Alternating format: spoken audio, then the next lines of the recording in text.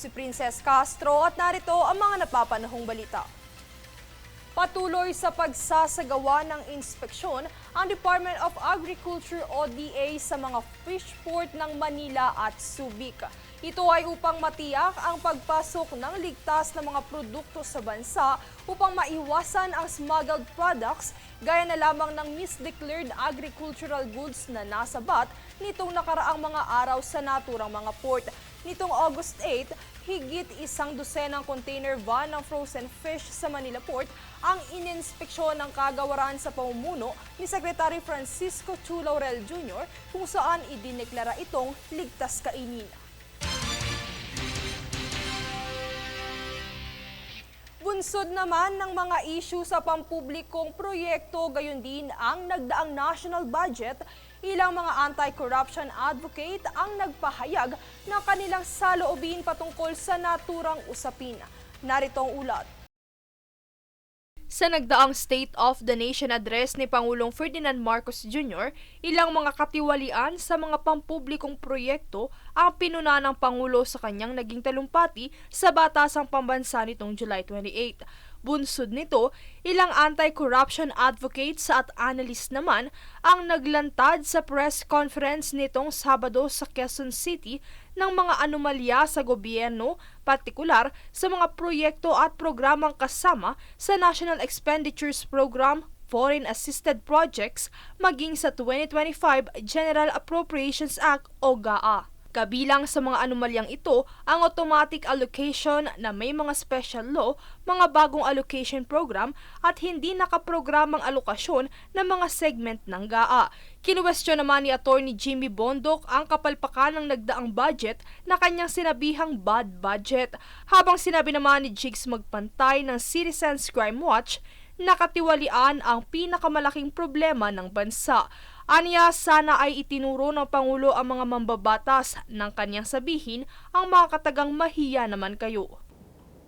Ang pinaka-problema po natin actually yung bansa ay yung korupsyon. Sino bang dapat managot? Ang problema, nung sabihin ni Pang PBM na mahiya naman kayo, abay ang dami nagtatanong sa akin, bakit tayo mahihiya? Kasi dapat nung sinabi ni Pangulo yan, itinuro niya yung nasa harap niya, mahiya naman kayo. Dapat ganun eh. Bukod dito, binigyang diin din ni Magpantay na hindi dapat lahat isisi sa Department of Public Works and Highways ang mga palpak na proyekto dahil sila ay mga tagapagpatupad lamang. Anya, karamihan sa mga opisyal ng DPWH ay non-executive service eligible at mga inirekomenda lamang ng mga politiko para madali silang madiktahan. Kaya naman dapat anya na maitama ito ng Civil Service Commission. Samantala, sa isang media forum ni Senator Amy Marcos sa Senado nitong kamakailan, kanyang inaasahan ang puspusan na pag-aaral para sa panukalang budget sa susunod na taon. Umaasa siya na sana ay magkaroon na ng transparency at accountability sa simula pa lamang ng budget deliberation, kung saan isa sa kanyang mungkahing paraan ay digitalisasyon ng lahat ng proseso. Partikular anya na dapat na maisa publiko o magkaroon ng live stream ay ang bicameral meeting para maiwasan na rin anya ang pag-iba ng resulta mula sa napagkasunduan sa mga hearing. Princess Castro, nag-uulat para sa Golden Nation Network.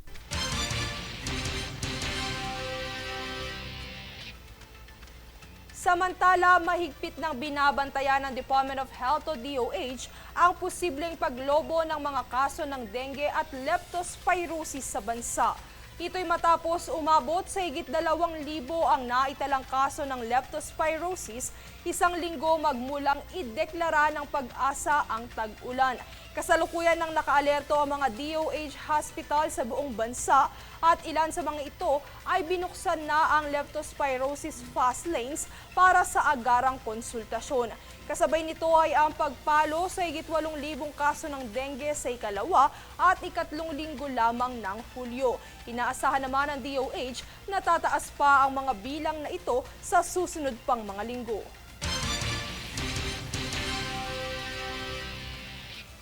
Kami ang boses ng pagbabago. Ako si Princess Castro at ito ang News Force. Sa ulo ng mga balita. PhilHealth, sisimulan na ang libreng cancer screening sa mga miyembro nito sa August 14. DOH, mahigpit na binabantayan ang mga kaso ng dengue at leptospirosis. Food delivery, ganap nang ipapalabas sa bansa. PBBM, sinabing walang dapat patunayan ng bansa kaugnay ng pag-host sa ASEAN 2026. Philippine Jiu-Jitsu bet Kyla Napolis, nauwi ang first medal ng bansa sa Chengdu World Games. Philippine boxers, medal finisher rin sa Asian Games. At Vice Ganda, inula ng batikos kasunod ng naging comedic skit tungkol kay FPRRD, ICC at WBS. Patas at pantay na balita, komprehensibong ulat para sa pulso ng masa. Ito ang News Force.